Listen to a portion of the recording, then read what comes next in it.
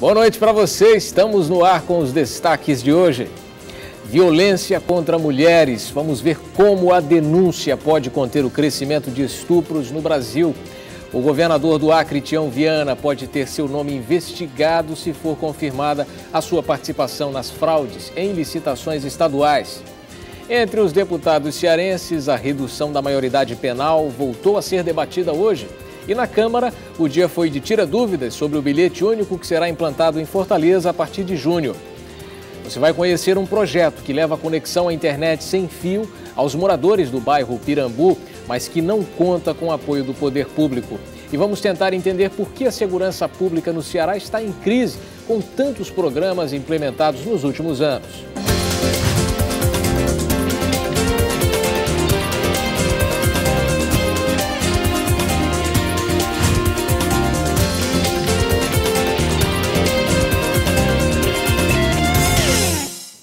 Olá, eu sou o Richel Martins. O que vem acontecendo com a segurança pública no Ceará? A violência pede medidas mais certeiras. E será que os investimentos do governo estadual têm sido empregados da maneira correta? É o que você confere agora nesta reportagem. Seu Raimundo diz ter medo de sair de casa. Para ele, o fortalezense deve andar sempre atento nas ruas. Eu não vou andar com bolsa e eu preciso de uma bolsa. O povo sai com essa roupa só com medo de ladrão. Eu não fico em parada fraca de ônibus, eu só fico em parada que tenha gente, com medo de ladrão. O medo de seu Raimundo é o reflexo do que tem sentido a sociedade cearense. Não faltam notícias diariamente de pais de família e trabalhadores que perdem a vida por causa da violência. E o pior é que o número de vítimas só tem aumentado, principalmente na região metropolitana de Fortaleza. Todas essas coisas que estão acontecendo hoje é porque a lei é muito ultrapassada. Nossa lei é de 1942 antigamente, né?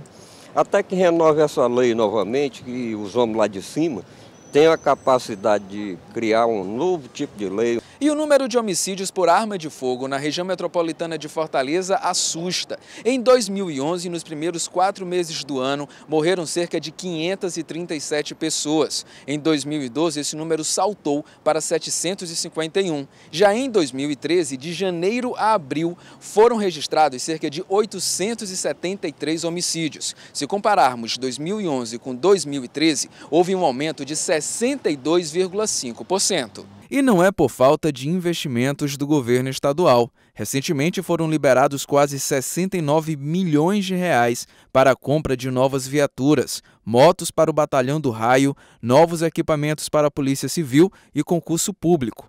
Mas para o coordenador do Laboratório de Estudos da Violência da Universidade Federal do Ceará, falta uma política estratégica para a segurança pública no estado.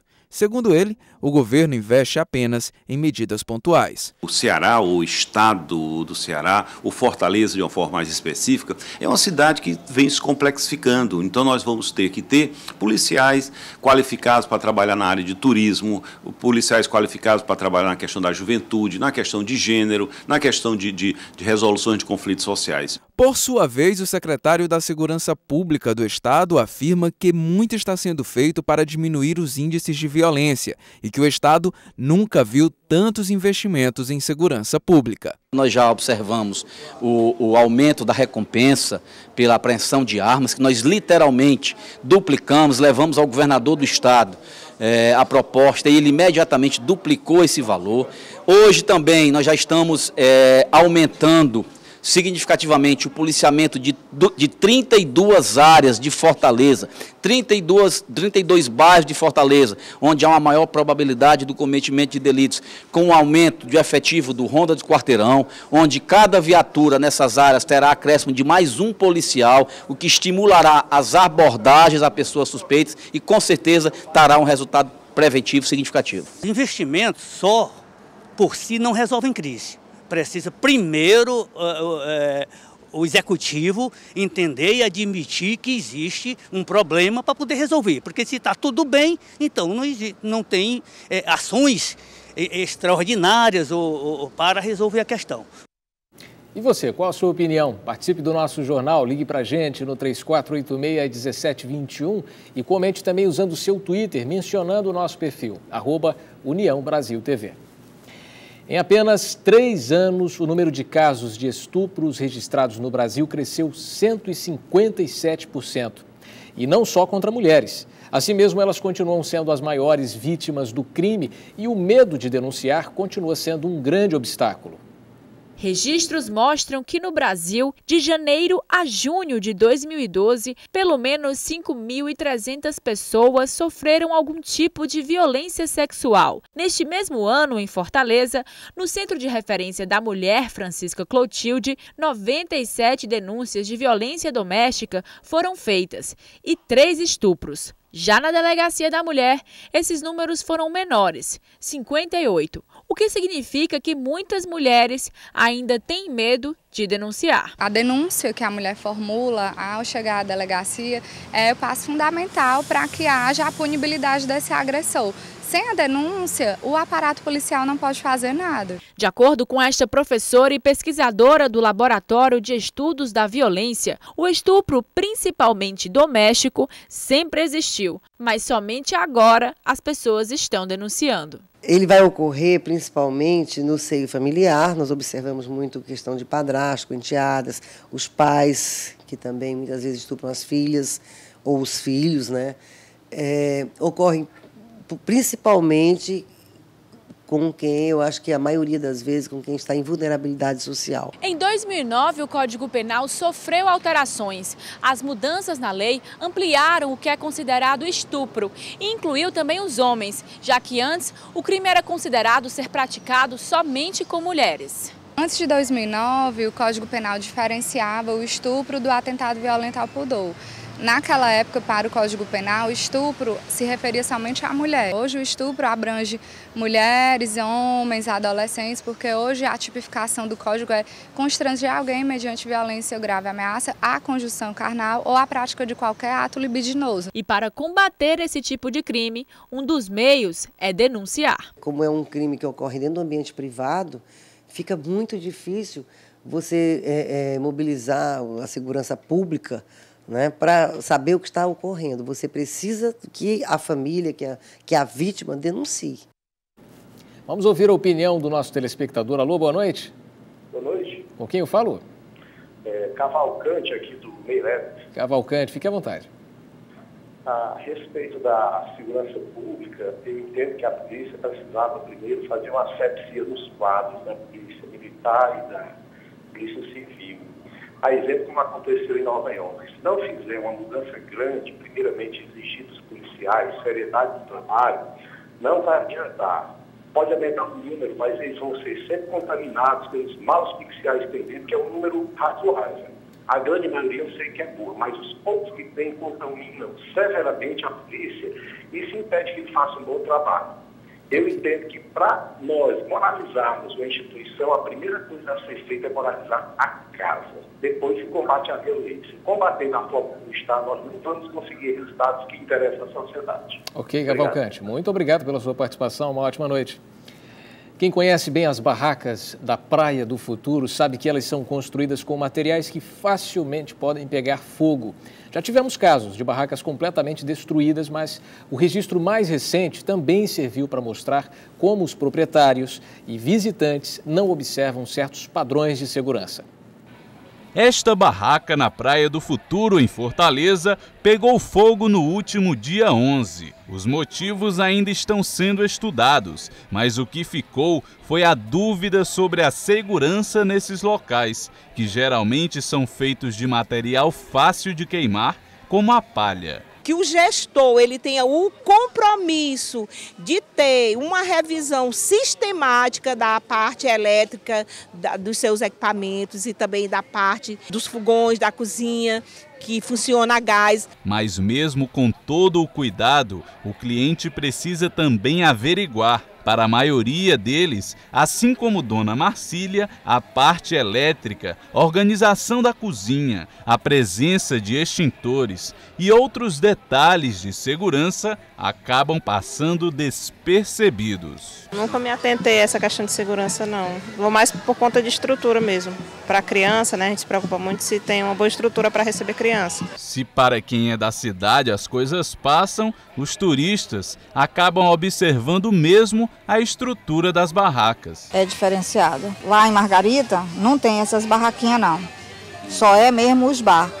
Grande. A presidente do Sindicato dos Empresários das Barracas da Praia do Futuro afirma que a fiscalização é feita pelo Corpo de Bombeiros, mas que o rigor deveria ser ainda maior. Existe esse procedimento por Corpo dos Bombeiros. Dizer que a cada barraca que tem o selo de qualidade em serviço SEBRAE, que a equipe operacional dela está pronta para um combate a qualquer tipo de foco de incêndio. Dizer se as barracas têm o alvará dos bombeiros para funcionamento, eu não tenho certeza absoluta disso.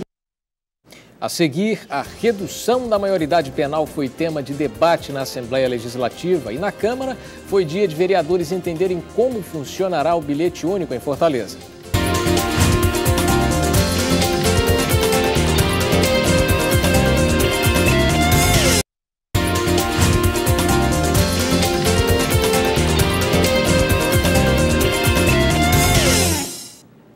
Hoje a Polícia Federal indiciou 22 pessoas por formação de suposto cartel para fraudar licitações e contratos no governo do Acre. Entre os suspeitos está Tiago Viana, que é sobrinho do governador Tião Viana, do PT, além de 2 secretários de Estado. O nome do próprio governador pode ser incluído nas investigações se o Tribunal de Justiça considerar as citações feitas em conversas telefônicas entre os acusados. As competições por cada licitação eram um mero teatro para que determinadas empresas saíssem beneficiadas. 15 pessoas foram presas no último dia 10 de maio e apenas Tiago Viana foi solto por decisão do STJ, mas está impedido de ocupar cargos no Executivo Estadual. Vamos a mais uma participação por telefone. Alô, boa noite. Boa noite, Michel. Galvani, tudo bem? Galvani, tudo bem, fique à vontade. Ô, Michel, gostaria de falar sobre segurança pública. Pois não. Os governantes falam que os policiais não podem reivindicar, não podem fazer greve, porque alegam eles que é serviço essencial. Sim. Por que também que o salário desses policiais não é essencial? Então só é essencial o trabalho deles, as reivindicações, os direitos deles não é essencial, quer dizer. Então, enquanto esses governantes não valorizar o servidor público, não só os policiais, mas eu falo de uma forma geral, da União, do município, do Estado, não temos serviços públicos de qualidade. Esta é a minha opinião e qualquer pessoa de sensato vê assim também. Obrigado. Tá ok, Galvani, muito obrigado pela sua participação. Uma ótima noite para você. A redução da maioridade penal voltou a ser debatida entre os deputados cearenses hoje na Assembleia Legislativa. Vamos ver. O assunto volta e meia retorna ao plenário 13 de maio, e não é para menos. Praticamente todos os dias, crimes cometidos por menores de idade estampam as capas de jornais que circulam em Fortaleza. O deputado estadual Fernando Hugo Colares, do PSDB, foi quem trouxe a discussão à Assembleia Legislativa. O motivo foi o assassinato na periferia de Fortaleza de um professor do Instituto Federal do Ceará. O crime foi cometido por 2 menores que pichavam muros. O parlamentar defende a redução da maioridade penal e mudanças no Estatuto da Criança e do Adolescente. Não dá mais para aguentar. Seja brasileiro, fale, exija do seu político, do seu representante no Congresso, reforma do Estatuto da Criança e Adolescente urgentemente, para evitar de que mais e mais menores façam com que você amanhã chegue em casa e não encontre a paz na sua família. Mas parlamentares consideram que o Estado brasileiro não tem estrutura para acomodar tantos menores infratores no sistema penal. O Estado brasileiro não tem estrutura. Ontem mesmo, Gilmar Mendes já estão querendo, os adultos que foram condenados no regime semiaberto, já estão querendo que eles cumpram a pena em casa. Olha o absurdo. Imagine se essa lei for aplicada para esses jovens bandidos. Já o deputado Antônio Carlos, do PT, é contra a redução. Segundo ele, o Estatuto da Criança e do Adolescente é um avanço na legislação brasileira. Mas o Brasil tem uma lei que facilita isso. O Brasil tem uma lei extremamente avançada desse ponto de vista. Então eu sou contra, faço esse debate com muita tranquilidade e sei que não é um debate fácil de ser feito, porque muita gente vítima de uma situação dessa tem realmente um apelo muito forte, mas a gente não pode ir somente pela emoção e criar uma lei que acaba, daqui a pouco reduz 16, vai para 14. O bilhete único, que deverá ser implantado na capital no próximo mês de junho, está sendo apreciado na Câmara Municipal de Fortaleza. A Prefeitura tirou as dúvidas dos parlamentares na sessão desta terça-feira.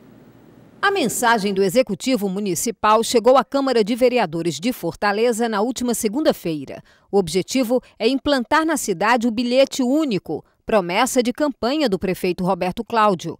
Os parlamentares estão apreciando a matéria para partir para a votação, o que deve ser feito até a próxima semana. Nós estamos tratando de uma ação do governo que vai integrar verdadeiramente o transporte público coletivo de Fortaleza. Vai integrar, porque a integração começou com os terminais, mas a gente sabe que tem várias linhas que não passam por terminais. E aí essas pessoas teriam que pegar 2 ônibus, pagando assim 2 passagens, e o bilhete único vem verdadeiramente integrar o sistema de transporte coletivo de Fortaleza. O secretário de Conservação e Serviços Públicos de Fortaleza, João Pupo, foi à Câmara Municipal para tirar qualquer dúvida sobre o bilhete único. O cidadão que está saindo do trabalho, que quer ir numa farmácia, quer pagar uma conta, pode rapidamente descer do ônibus, fazer sua despesa, fazer sua pequena compra e subir para o seu. O fortalezense já pode fazer seu cadastro no bilhete único em vários pontos da cidade, inclusive nos terminais de ônibus. Mas a matéria parece agradar a todos no parlamento da capital, até a oposição. É um benefício para a cidade, na medida que o cidadão não vai ter a necessidade de passar pelos terminais para ter uma agilidade no transporte. Eu acho que vai facilitar realmente o acesso e a chegada nos destinos em que o usuário vai utilizar-se do transporte público. Então a gente espera que realmente ele seja efetivado como foi prometido, o quanto antes, e com as vantagens que foram prometidas na campanha e agora apresentadas também pelo secretário. A Comissão de Assuntos Econômicos do Senado aprovou hoje o uso dos royalties do petróleo na educação. A ideia vem do relatório do senador José Pimentel, do PT cearense, sobre o Plano Nacional de Educação. Mas a batalha ainda não está completa. Agora o projeto passa por outras comissões da Casa e pelo plenário. Corre o risco também de ter que voltar à Câmara dos Deputados, mas já é um ótimo começo, incluindo também a exploração de petróleo em terra. O Brasil torce para que nossos parlamentares tenham bom senso. Um projeto da Prefeitura de Fortaleza pretende construir pelo menos 6 novos restaurantes populares na cidade. Nesses locais, que hoje em dia só existem os mantidos pelo governo, o prato custa R$1.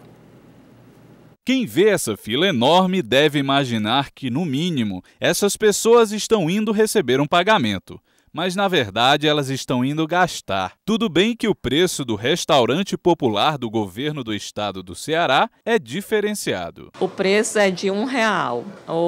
Nós hoje acabamos de fazer uma pesquisa de satisfação do nosso usuário e nós ainda não tabulamos, mas a gente já viu que ele é muito bem aceito, que eles ficam muito, quando a gente faz pesquisa, eles normalmente ficam muito preocupados do restaurante acabar. Isso explica então por que tanto esforço para entrar no restaurante. Às vezes o cara vai almoçar por aí, o almoço não presta, o almoço é mais caro. E aqui R$1 o almoço não faz mal a ninguém. Em média, são servidas 1.400 refeições por dia no restaurante popular. Os pratos sempre são montados com arroz, feijão, macarrão, farofa, salada, uma fonte de proteínas, além de suco de fruta e sobremesa para acompanhar. Nosso cardápio é um cardápio saudável, bastante nutritivo, com 1.400 calorias. Atende bem às necessidades nutricionais do nosso público. Um projeto da Prefeitura de Fortaleza pretende abrir restaurantes deste tipo na rede municipal, com o intuito de combater a fome na capital cearense. O objetivo nosso é implantar pelo menos em cada regional, um restaurante popular ou uma ou uma cozinha popular. Estamos identificando as estruturas necessárias para isso, identificando a alocação de recursos para que a gente possa estabelecer um plano de segurança alimentar para a Fortaleza. Os estudos para o projeto ainda não estão completos, mas cada restaurante deve custar, em média, R$1,5 milhão de reais. É muito importante que mantenha, ou que for necessário até abra outras filiais, que vai facilitar muito a vida das pessoas. No próximo bloco você vai ver como um projeto de iniciativa privada está levando internet sem fio para os moradores do bairro Pirambu de graça. É já já.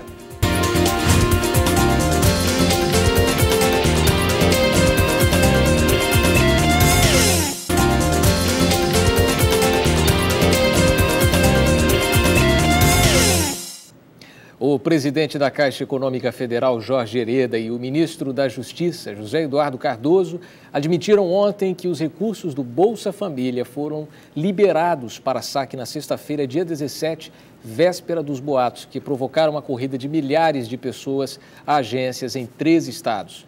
Até então, a versão do governo federal afirmava que o benefício tinha sido liberado somente após os tumultos no sábado, dia 18. Eles também admitiram que sabiam desde segunda-feira da semana passada que o banco havia antecipado o benefício. Mas o Planalto nega que a medida tenha sido a causa dos boatos. Segundo a Caixa, a medida foi uma forma de evitar que famílias que tiveram o cadastro modificado tentassem sacar o benefício antes de estar disponível. Segundo o presidente da Caixa, nenhum beneficiário foi avisado da mudança de calendário. O PSDB entrou com representação para que o Ministério Público Federal investigue a responsabilidade da Caixa neste caso. Após alguns dias da instalação provisória do mercado dos peixes, a nossa equipe foi até a Avenida Beira Mar para saber se os clientes estão à vontade e se os vendedores sentiram diferença nos lucros. O mercado dos peixes vai continuar sendo no Mucuripe, no final da Avenida Beira Mar. Mas enquanto ele está em reforma, a Prefeitura de Fortaleza, por meio da Secretaria do Turismo, entregou no dia 17 de maio o mercado provisório. São 45 boxes para comercialização de produtos. Os consumidores parecem que já se acostumaram à nova localização e aprovam o espaço. Achei muito bom, né? Muito mais organizado, né? Tudo mais limpinho, bonitinho, eu gostei muito. Considerando que o outro vai melhorar, né? E era um pouco precário o outro, e aqui ficou fácil localizar o box que eu já comprava, eu não vejo problema não, acho que tá tranquilo. Pelo que foi dito, os vendedores estão sim aprovando o espaço provisório. O mercado está ótimo, graças a Deus, a gente recebeu como provisório, mas está uma beleza o mercado, os balcões está ótimo para a gente atender o cliente. A expectativa é que o mercado novo seja feito e que a gente volte para lá, porque nunca um quebra-galho é igual ao original, né? Então o que a gente espera é que eles concluam aquilo mais depressa para a gente voltar, né? O mercado de peixes vende também lula, camarão e outros frutos do mar. É onde o cearense e turista encontra um peixe fresco e barato. Aqui também tem alguns boxes onde é possível encontrar camarão frito ao alho e óleo. À noite é que fica cheio de mesas e cadeiras. O espaço está um pouco menor que o anterior, mas está bom porque provisoriamente está de frente para a Avenida Beira Mar. Traz mais cliente porque o freguês passa na avenida e já vê as barracas, né? A reforma do mercado dos peixes faz parte da primeira etapa do projeto de requalificação da Beira Mar. Hoje a internet pode ser usada até para melhorar a socialização dos jovens de comunidades de baixa renda. Exemplo disso, em Fortaleza, é o bairro Pirambu, onde conexão sem fio é oferecida à população com a ajuda da iniciativa privada. Mas bem que poderia ser uma ação dos governos. O Pirambu é um dos 10 bairros mais pobres de Fortaleza. A renda média é de R$ 340 por pessoa, dados do IPES. Com essa realidade, o acesso à internet poderia ser considerado artigo de luxo, mas não é. Graças ao Pirambu Online. Nós tínhamos uma lan house aqui no Pirambu que a gente começou beneficiando a comunidade carente e inclusive esse foi um sucesso muito grande, mas os computadores começaram a dar defeito e nós buscamos ajuda ao governo, à prefeitura, mas não tivemos ajuda. Então tive apoio de alguns empresários e resolvemos estender, ao invés do Pirambu Online só uma lan house, disse por que não estender para todo o projeto Pirambu Online, expandir para todo o Grande Pirambu. Queiroz gasta R$ 800 por mês para manter a rede. Hoje, conta com 5 antenas e 5 roteadores, espalhados pelo bairro. Nessa calçada, instalou um espaço para acolher os moradores internautas. Eu acho que isso é muito importante porque, no caso de famílias carentes, como é o nosso caso do Pirambu, né? Muitas famílias carentes que não tem condição de dar R$1 ao seu filho para acessar a internet, né? Às vezes ele tem muitos jogos também, né? E tem outros também que quer aproveitar a internet também para fazer pesquisa, né? Isso é para estudar, pesquisar, essas outras coisas, né? Que a gente não tem essa oportunidade aqui, né? Ofereceu. O Queiroz está oferecendo para nós. Agora que eu ganhei o meu celular, eu posso ficar toda hora, qualquer hora, porque o Wi-Fi agora é muito bom, melhorou demais. O idealizador lamenta a falta de apoio da prefeitura. Afirma que um investimento de R$ 35 mil poderia ampliar o acesso para todo o bairro. Projeto que ajudaria a tirar mais jovens da criminalidade. A mãe dele chegou a dizer o seguinte, disse, olha, Queiroz, eu quero lhe agradecer porque meu filho, eu dei um celular a ele, o Wi-Fi, e ele passa o dia acessando a internet. Uma vez, a mãe dele falando, uma vez um rapaz veio chamar ele aqui para ele fumar maconha, para ir para droga, e ele disse, não posso ir agora não, porque a minha gata vai entrar no Facebook agora. No estado do Ceará, existe um projeto chamado Cinturão Digital, que busca justamente popularizar o acesso à internet. A ideia é levar oportunidade aos moradores do interior. O Cinturão Digital é uma infraestrutura de fibra ótica que se presta muito bem a transportar dados, transportar internet, telefone, TV digital. Então existe uma carência, né, assim, no interior de internet. 6 prefeituras do interior do Ceará já oferecem internet nas praças, entre elas Tauá, Quixadá, Sobral e Banabuiú. O governo tem que exercer o seu papel, chegar e dizer, olha, naquela comunidade tal que não pode pagar, as pessoas lá não podem pagar, o governo vai lá e banca e faz de graça naquela comunidade. Um plano que custe mais barato, de R$20, com uma boa qualidade, isso é papel do governo, tentar fazer com que as empresas forneçam esse tipo de serviço. Certamente, mas até lá a arte do improviso faz com que projetos como esse nasçam em bairros que precisam, como é o caso do Pirambu. Chegou a hora da gente saber o que aconteceu hoje nas nossas imagens do dia. Integrantes do MST protestaram em frente ao Congresso Nacional em Brasília. O movimento cobra da presidente Dilma o assentamento imediato das 90 mil famílias do acampamento nacional Hugo Chávez e denuncia o processo de paralisação da reforma agrária no país. A Prefeitura de Cubatão, em São Paulo, restringiu o horário de funcionamento dos pátios usados para acesso de caminhões ao Porto de Santos, num trecho de 20 quilômetros da rodovia Anchieta. Resultado? Um congestionamento quilométrico na manhã de hoje. Neste início de semana, homens de várias tribos indígenas brasileiras forçaram novamente a suspensão das obras da usina de Belo Monte, em Vitória do Xingu, no Pará. A usina promete ser a 3ª maior hidrelétrica do mundo, mas o seu impacto ambiental e social é questionado em todo o país. Esta imagem é um pouco forte, mas serve para que nós tenhamos notícia de como a humanidade é capaz de fazer coisas terríveis ao mesmo tempo em que é capaz de ajudar e ser solidária. Este bebezinho foi jogado pelo vaso sanitário pelos próprios pais na China, mas os bombeiros conseguiram chegar a tempo e resgatá-lo com vida de dentro de um cano com a ajuda de vizinhos. Falando em chineses, um adolescente chinês está causando uma onda de indignação entre os internautas do seu país por ter escrito seu nome na parede de um templo antigo em Luxor, no Egito. A inscrição arranhada na parede dizia em mandarim: Jing Xinhao esteve aqui, uma grande falta de respeito. E esses foram os nossos assuntos de hoje. A você que nos acompanhou nesta noite, muito obrigado. A gente volta amanhã, sempre abrindo espaço à sua participação. Uma boa noite e continue com o jornalismo interativo do União Brasil. Informação além da notícia.